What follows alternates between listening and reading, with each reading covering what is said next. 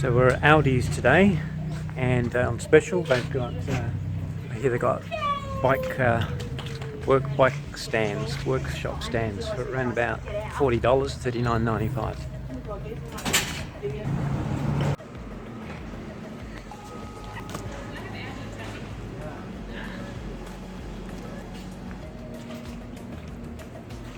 So I just finished a bike ride today, and we've got all the junk on the bike and bits in the back of the car. I don't know how I'm going to put the bike stand in.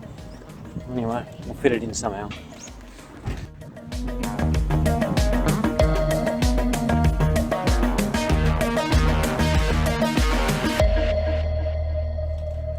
So here's our bike repair stand. And why even have a bicycle repair stand? Well, it's because it makes cleaning and maintaining your bike a lot more efficient. A lot more efficient than what? Than turning your bike upside down on the ground trying to clean things, or hanging your bike from a tree or from a clothesline, or even from an old tyre hanging off the rafters in your shed. Believe me, all those methods I've tried in my lifetime, a lot of different methods, and they all are no good. Having a stable bike repair stand is honestly the best way. The other thing is, what about building your own? Surely you can build your own out of bits and pieces and fairly cheap. Well, actually no. It's pretty hard to make a bike repair stand nice and stable and efficient and be able to turn in different angles as what you might think. It's actually quite difficult. The other reason, and the major reason, is because it's so cheap to buy just like this. This is $39, and to build your own, just the materials alone, let alone your time, will probably cost more than that. So this is only $39.95, and that's not even on special. That's their regular price. So let's open it up and have a look. Right, firstly, if you're going to buy one, you need to know to put it in your car. It's 7.8 kilograms in weight, and the height overall is 108 centimeters, and the rest is fairly small, doesn't really matter. Okay, let's open it up.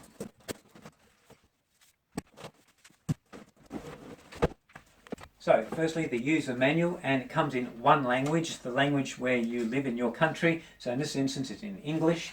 That's very good. And it has how to assemble your stand and how to use it, all the individual parts and how to put it together, and a general how to use.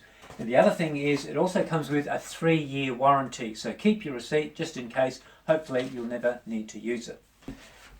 So the first thing is to grab the tripod part of the stand. There's 2 knobs, A and B, and the first thing is to undo knob A all the way, then push down on this part at the top of the legs, and it will open up. Then you fold the feet out, each individual one.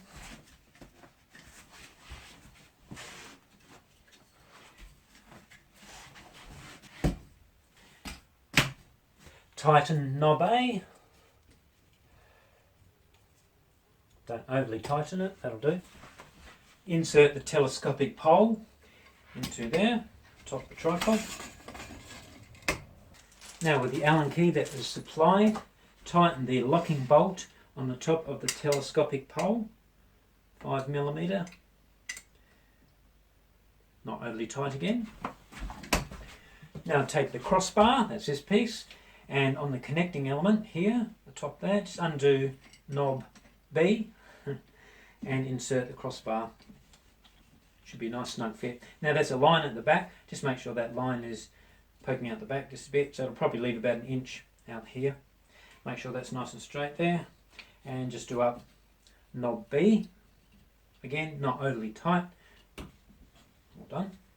Now you get the storage tray, or I call it a tool tray because really that's what it's used for, and that goes on the lower part up here.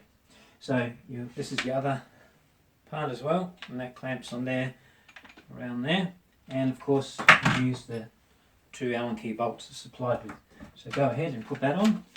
I put the Allen key bolt, one Allen key bolt in there first, just a few turns,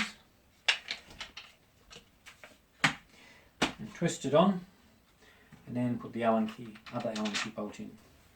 And that's it for the assembly. Now for the height adjustment, knob A, undo, and you just lift it up. Now there's a line, it goes a long way up. There's a line here, don't let that show. So put that just under at the maximum, just under so you can't see it, and you can do it up. Now that's the maximum height you can go to. And that's extremely high, higher than you ever need anyhow. You Probably use that good as a display stand. Right, we're in the workshop now, which is really what it's all about anyhow, with a work stand. So now the first thing, which is not in the instructions, which I'm going to advise you to do with your stand, is to take out the bolts where they meet a metal nut and grease them. Put a little bit of lubricant on that nut and bolt joint. So all the nut and bolt joints that are used the most must be lubricated. So especially this one in the front jaw here, and then this one here, and then this knob here, and then of course the one on the leg. So all the knobs which are used the most definitely need lubrication. So do this one first, take this right out, and just be careful because there's a nut that will fall out on the bottom, and there's a washer in the jaw and a spring inside there as well. We don't want them pinging off and losing them. So just hold the jaws down. And when that pulls out, then just be careful.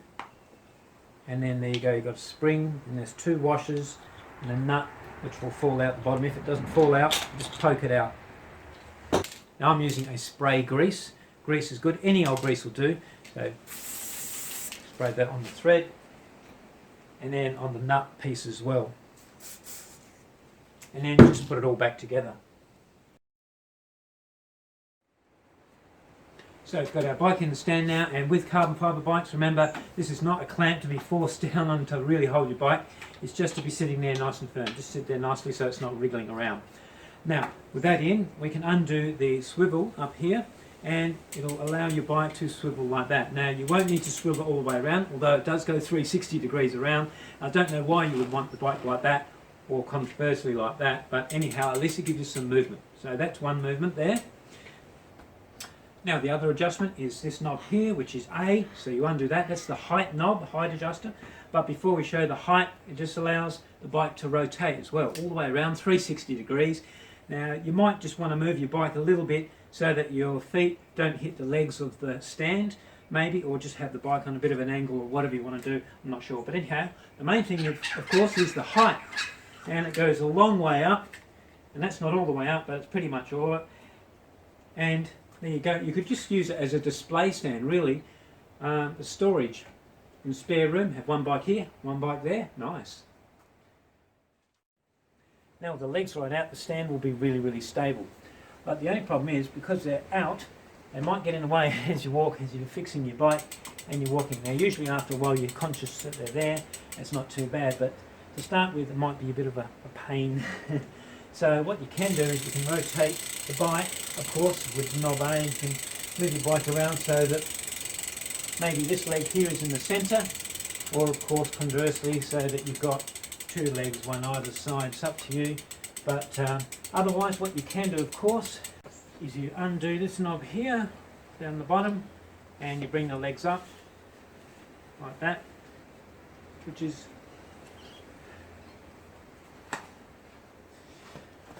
see, that's better. They're out the way now.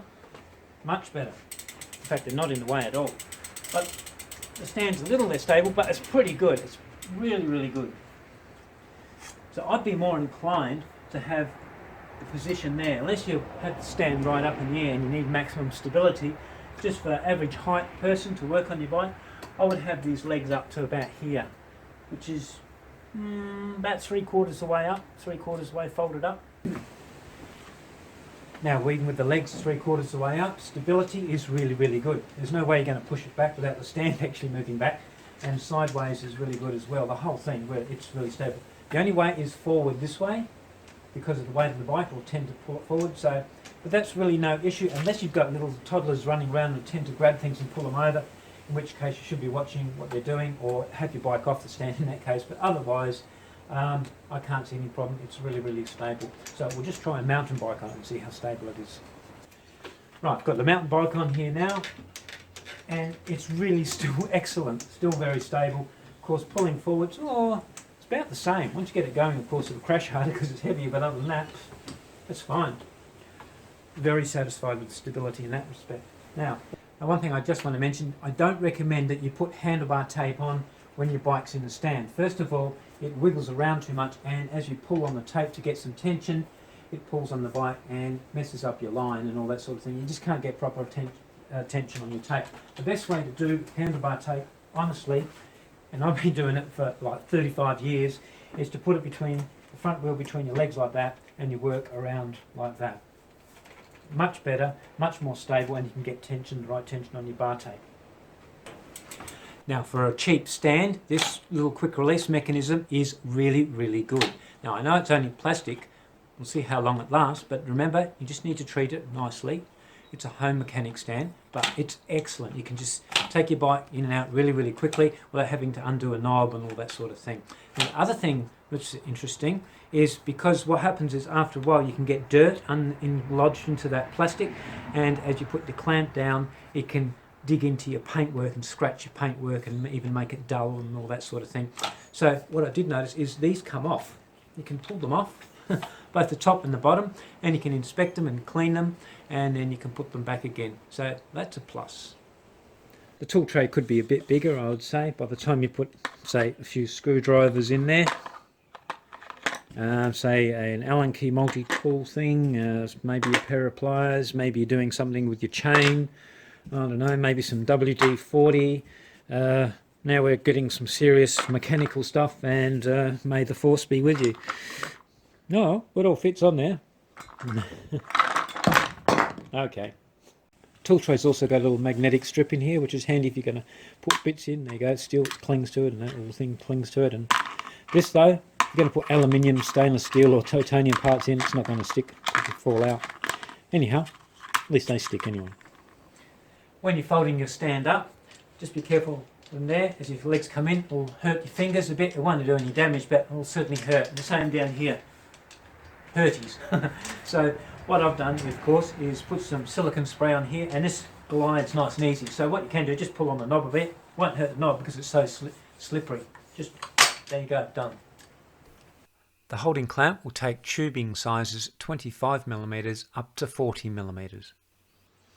Now having a look at a very important part of the bike stand, and that's the clamp system here. So have a look at how to clamp your bike.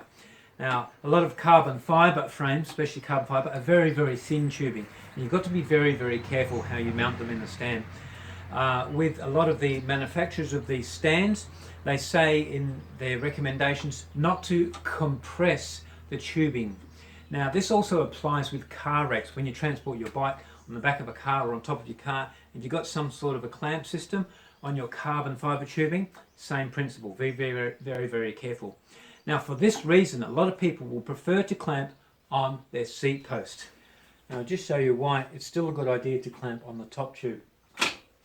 If you take your bike and hold it by the seat post, you'll find that the weight's always at the front. There's a lot of weight at the front. In fact, you try and hold it up, you can't do it with one hand unless you've got really strong wrists.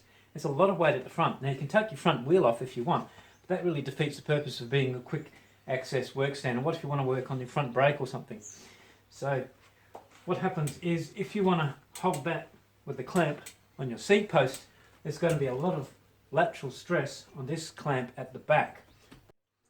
Now I've just mounted it on the seat post, and first of all, there's significantly more clamping force on the seat post than there would be on the top tube. The reason is it's holding the whole bike weight, and it's got to stop the post from slipping down. Otherwise what you could do is probably rest it on some part of the post there, which isn't too bad, but nevertheless there's still a significant amount of clamping force there. Now secondly, if we try and straighten the bike up and then do the clamp up at the back, it goes down. So if I do it up, if I go too tight, it's going to damage this clamp, and that's not super strong, and it's still not good. There's too much weight at the front. Now if you really do want to clamp on your seat post and you've got a stand like this, particularly with this Aldi one plastic clamp, take this out and clean it with some methylated spirits or some alcohol, isopropyl alcohol, and a dry rag, and then same in here, and then get some fibre grip paste, put some on there and some in there, and then put it back together, and that'll help it grip better without having to over tighten the clamp. And even so, unless you've got a really expensive workshop stand, it would not be recommended on a cheaper stand like this to clamp on the seat post for the reason of the weight being on the front. Now if you hold your bike up around about a third of the way along the top tube, there's a natural balancing point along here. This is a lightweight bike, you can even do it with one finger. So in the palm of your hand there, nicely, and there you go. You don't need any clamping force, you can just hold the bike in the air. In fact, if you get a friend or someone to hold the bike up just like this for you, while you clean and service your bike, good luck. So get your nice lightweight carbon fibre bike and put it at that balance point, about a third of the way along. Now you can just leave it there if you want, but it's not a good idea because it'll probably fall out the stand when you go and do something to it. So you want something just to hold it in so it's not going to fall anywhere, and a little bit firmer than that. So what I recommend is you just put the clamp on, not tight so it doesn't compress your tubing of course, but just one finger, touch, and that's all you need. And it holds it there nicely. It's not going to go anywhere and it's not overly tight, but it's certainly good enough to be cleaning and working on your bike. Now with this stand, the contact points of the clamp are those red soft pieces of plastic on the end. There's no support in the middle. That's okay, but if you want to be super fussy, what you can do is make these little pieces here. Now this is nice and soft on the inside, and all you do is you put it underneath and you can put your bike in under your clamp like that. You need to undo your clamp a little bit more because this is going to make it a larger diameter. Put those pieces in like that and you clamp down, and that distributes the clamping force over a lot larger area, both top and bottom. So to make this, you just get a piece of poly like that, and that's 60mm diameter. Cut it in half lengthways like that, and you end up with two pieces. One half is the bottom, and then the top half you cut a little bit more along, so it's only a 2/3 instead of a half like that. And then you just glue some underlay, carpet underlay like that, or something soft. In this case, this one here has just got some nice soft rubber sheeting. Another option is a piece of soft foam like this. Slice it down the middle and cut it like that. It doesn't have to be that long, and then you can just wrap that around the frame and put that in the jaws as well. Whatever, you might have some ideas of your own. So you can also use these pieces on your car rack when you transport your bike. You don't have to make them, it's just another option for you. If you're working on a chromoly, steel, or even mostly aluminium frames, they're plenty strong enough on the top tube to be clamping there. No need to clamp on the seat tube, on the seat post at all. If you've got some cables running across the top, just make sure that when your clamp's down that it's not impinging on the clamp there, not holding back the cables, so that you can still move your parts, your brakes and your gears, so the cables are nice and free to operate. This bike stand also comes with a handlebar stabilizer, so it attaches to the stand there and onto your handlebars, stops your handlebars and your front wheel moving about while you're working on your bike. Now in all my decades of working on bikes, I've never used one once, but it's there if you want to. It comes with the stand anyhow. Again, testing the stand stability, I decided to give it a bit of uneven weight distribution, taking the rear wheel out, leaving the front wheel in, and then vice versa. Well, the stand seemed to cope reasonably well. So when I thought it's the end of winter, took the opportunity to service my mountain bike headset while the bike was in the stand. So that put a lot more weight on the rear, but this certainly didn't seem to upset the stand stability. The manual says you can bolt these feet to the floor for stability via these holes here. But then when you twist the stand anyhow, it moves in here. And for confined spaces, with the legs folded a fair way up, the closest you'll get to a rear-facing wall will be 25 centimetres. So in recommending this stand for cleaning and general maintenance, it's excellent value. For a home mechanic sort, perhaps you're on a limited budget, it's very, very good. And if you've got a little bit more money, maybe you're looking around at what sort of stand to buy, you might want to look around for something with a stronger swivel joint here rather than the plastic sort. And you'll also appreciate a larger tool tray than this one as well. And if you're going to be doing bottom bracket work and headset work and maybe taking out rusty seat posts and things like that, which require the bike to be moving around a lot with a fair bit of force, I would do that off of the stand rather than on it. Now, it's not designed to be a workshop stand in a professional sense in a bike workshop, so it's not for that, but it'd be great as a display stand in your bike shop. So you can have it right up here, as you saw, extends right up. You can have a bike up here and a bike down there, so that's really good. And you could probably have a couple of these because they're so cheap. So now, if this is going to be your first stand, you're looking around and might be this will be your first workshop stand you're going to buy for your bike, I would say go for it, because later on, if you want to buy a better stand, then you'll use your better stand for the mechanical work, if that's what you're going to be getting into, and you'll still have this one. You can still use this for cleaning or displaying, holding your bike, maybe in your house, in one of the rooms in your house or something like that, holding your bike up. So that's it. I really can't see going wrong for $40. Excellent value.